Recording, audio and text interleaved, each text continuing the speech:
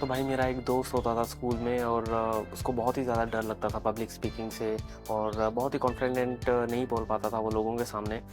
हालांकि उसकी stage performance थी, यहाँ वो 2 या 3 लोगों के सामने नहीं बोल पा रहा था, अब उसको 200-300 लोगों के सामने बोलना था और पूरी ऑडियंस उसका वेट कर रही थी।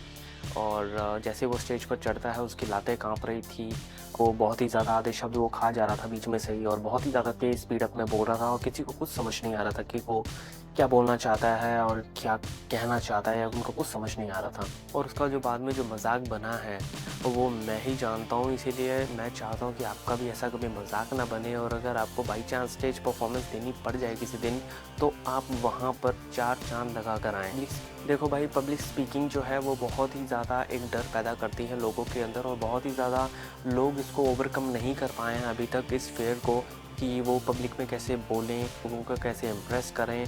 उनको ये लगता है कि चीज़ें बहुत ही ज़्यादा स्पॉइल होती हैं जब वो बोलना स्टार्ट करते हैं। इसमें कोई घबराने वाली बात नहीं है, ये सब चीज़ें प्रैक्टिस मांगती हैं और प्रैक्टिस करने के बाद, अच्छी खासी प्रैक्टिस के बाद तुम ये सब स्किल तुम आराम से पब्लिक के सामने बोल भी सकते हो और इम्प्रेस भी कर सकते हो। तो ऐसे हैक्स बताने वाला हूँ जिससे आपको ये ओवरकम करने में बहुत ज़्यादा आपको हेल्प मिलने वाली है और बहुत अच्छा करेंगे, डरने की बात नहीं है। तो चलिए शुरू करते हैं। स्टेप 1,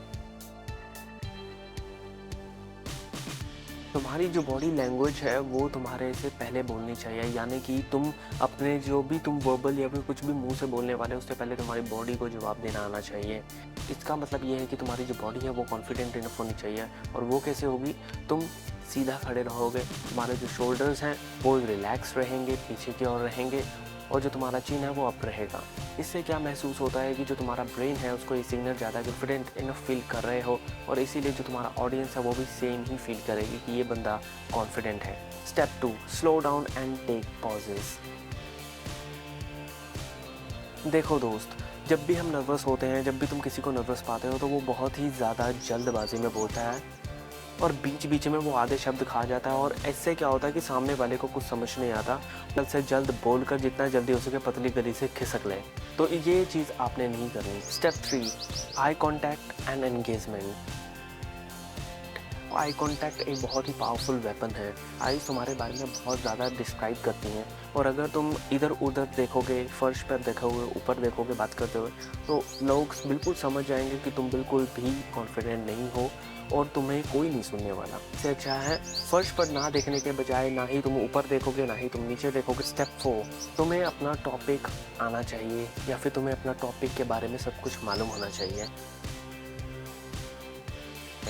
देखो दोस्त, अगर तुम अपनी स्क्रिप्ट को, जो भी तुम बोलने वाले हो, अगर उसको तुम रट्टा मार के याद करने की कोशिश कर रहे हो तो 100% चांसेस है कि तुम स्टेज पर जाके कुछ ना कुछ मिस करने वाले हो, क्योंकि तुम बर्डन में होते हो, तुम नर्वस होते हो ऑलरेडी और कुछ ना कुछ मिस होने का डर होता है और पूरी स्क्रिप्ट खराब हो सकती है।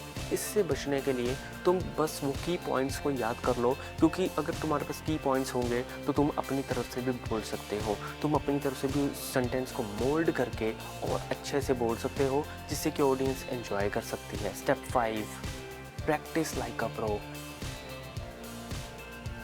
ब्रो, जितने भी बड़े स्पीकर्स हुए हैं वो पैदा नहीं हुए हैं पैदाइशी स्किल लेके पैदा हुए हैं, उन्होंने भी प्रैक्टिस की है, उन्होंने भी बोल बोल के ये सब स्किल्स अपने अंदर ढाली हैं। तुम्हें भी यही काम करना है। तुम्हें या तो खुद को रिकॉर्ड करो, या तो तुम शीशे के सामने बोल सकते हो, या फिर स्टार्ट कर दो कि तुम एक पब्लिक स्पीकिंग जो ग्रुप आते हैं उनको तुम ज्वाइन कर लो, या तो तुम अपने फ्रेंड्स के साथ भी बोल सकते हो। यार, अब तुम ज़्यादा दूर नहीं हो एक पब्लिक स्पीकर बनने में और मैं तुम्हें एक बोनस टिप दे दूँ कि जो तुम्हारा ब्रेन है वो नर्वस और एक्साइटमेंट में कोई फ़र्क पैदा नहीं कर सकता, वो दोनों को एक ही तरह दिखता है। तो तुम्हें जो अपना दिमाग है उसको ये ना बताकर कि मैं नर्वस हूँ, तुम्हें अपने दिमाग को ये बताना है कि मैं एक्साइटेड हूँ। तो तुम्हारा ब्रेन वैसे ही काम करने लग जाएगा और तुम्हें नर्वस ना होने के बजाय तुम एक्साइटेड फील करना स्टार्ट कर दोगे।